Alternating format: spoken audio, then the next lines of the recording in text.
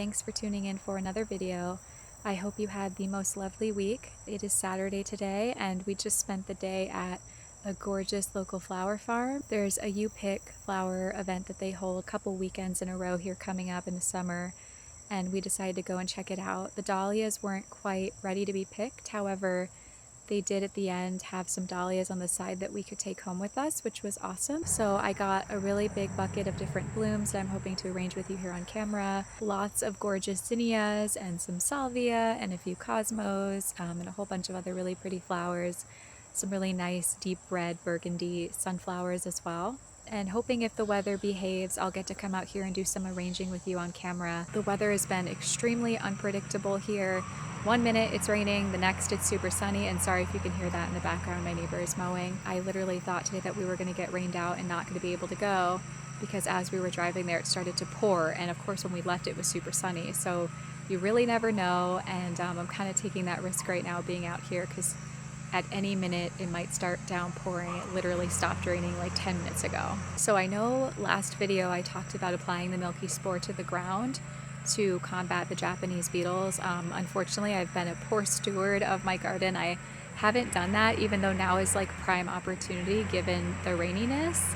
So I'm hoping in the next couple of weeks to get that done. As you'll see in this video, I actually did stop by the garden center today and grab a couple of new plant additions to the garden. I got a beautiful hydrangea, and I can't recall the name of the other plant. It was one I had never seen before. Very pretty, and it has a little bit of fragrance, a nice purpley color. I will put the name down below. So yeah, I really hope you enjoy the content in this week's video. It's going to be a very relaxing, more crafty video. I did harvest some materials on the property here and create a little wreath. I got the cutest footage of a little baby bunny while I was at the flower farm, and the bunny was just like not bothered by people at all. It was the closest I think I've ever gotten to a wild rabbit, and I love rabbits so much, so that was a really special moment for me, and I'm so happy that I had my camera and I captured it. I hope you enjoy that footage as much as I did. So yeah, as always, thank you guys so much for coming and hanging out with me.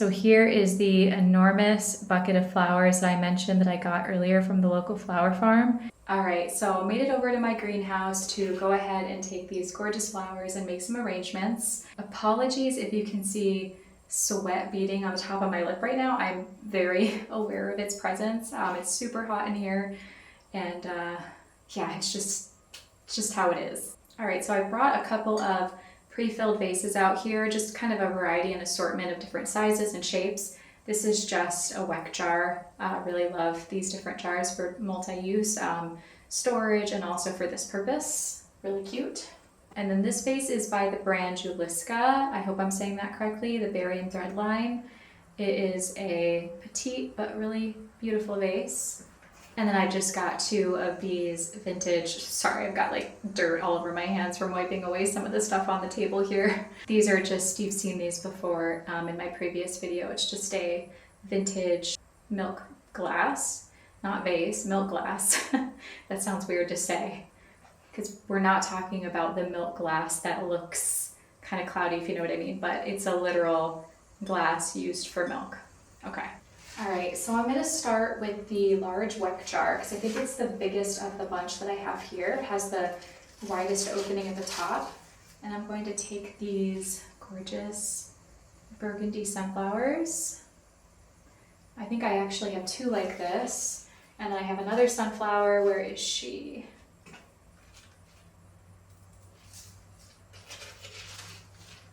She is currently hiding. Let me see if I can find her.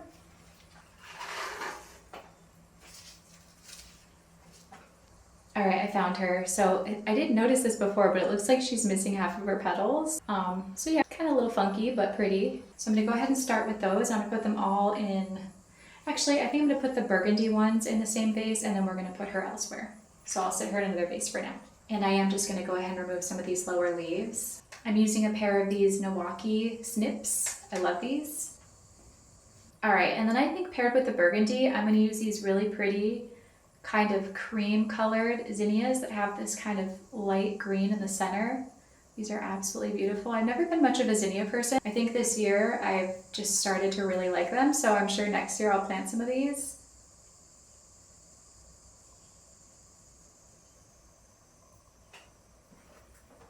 Something I'm noticing is when I went to the farm, I cut all of them at different lengths of stem, which I didn't think about it in the moment, but obviously now that's going to impact my arrangement, so I might have to do some adjustments here.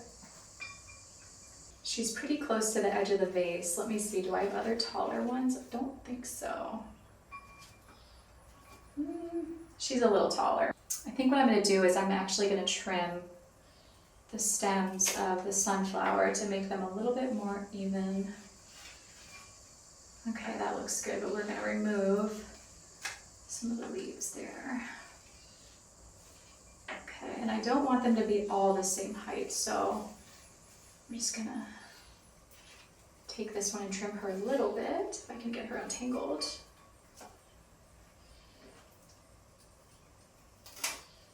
Okay, that's funny. So does anyone else like think they're snipping higher up than they are, but then the stem ends up being way shorter than they expected? That's pretty much what I just experienced. So scratch that, they are the same height. That's okay. All right, what's next? So since I have 3 dahlias, I'm going to put 1 in each arrangement or so. And I really like the pairing of, let me see. Oh no, she's depetaling, guys. She's depetaling so fast. Man, what a bummer. What a bummer, she's so beautiful too. Take a look. She's like this gorgeous pinky peach color. Hopefully she doesn't lose all of her petals here really fast and she lasts at least a couple days in the arrangement. So let's see, comparison-wise. The other one I have is very similar. So I really only have 2 of these colors and then 1 of this one. This is almost looking a little bit like a fall arrangement, huh? Yeah, we're gonna stick the bright pink in there just to kind of mix up the colors a little bit. Guys, I am sweating like an absolute pig. So I think what would be really nice actually is to warm up the arrangement a little bit with this gorgeous golden zinnia. She looks like she's a good length. I think I just pop her in. I'm gonna pop one of her in. All right, I think this arrangement has plenty of big flowers now, so I'm just gonna go ahead and look for some fillers here.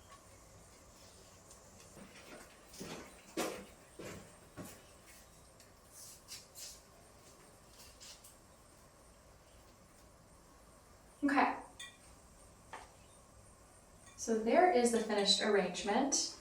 Pretty happy with that, except for the fact that I don't think the dahlia is going to last very long. Sadly, she's literally dropping petals as I'm showing you. That's so depressing.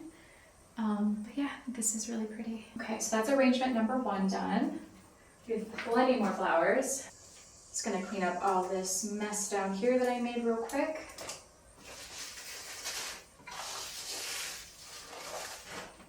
I swear when I leave my greenhouse open for just 2 minutes, the wasps come in and they already start looking for a place to build a nest. Oh my god. Sir, can you please leave? Okay, we're just gonna ignore him. Hopefully he ignores us. So for the next 3, I'm just gonna take, I think I'm just gonna do them actually at the same time here. Guys, I'm actually terrified right now with this wasp. Deep breaths. Okay, we can do this. Looks like the last big kind of cream colored zinnia that I have. Yes, we're gonna plop her to there. I think that combo looks really nice. Also really really loving these kind of green colored zinnias. I think these are actually my favorite. I'm actually gonna plop her in this one for now. We're gonna spread them out between a couple here.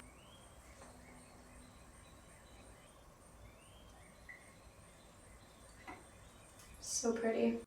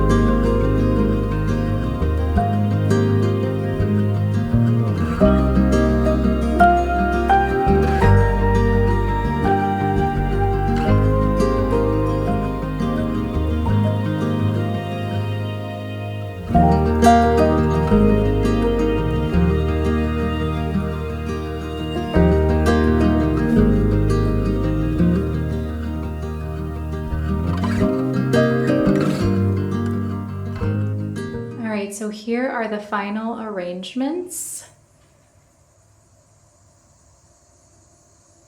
Very brightly colored. I think a little bit brighter than I actually was initially going for, but I actually really like it. I think this one here is my favorite, that has these really dark, richly colored sunflowers with the dahlia and then a little bit of the yellowy zinnia and the cream. Kind of gives some fall vibes. And then here's a close-up of this one here that has this light colored cosmo with this fuchsia cosmo. This one's a little bit more wild with the different lengths and it has some really good movement to it. And then this one back here with the the half-eaten sunflower. That one's got the bright yellow snapdragon in it. Normally not really a fan of super hyper-saturated colors like that, but I think it brightens up the sunflower a little bit, which is nice. You got the contrast between the low saturation and the high saturation. And then here is the final one with another cosmo and lots of zinnias and lots of salvia.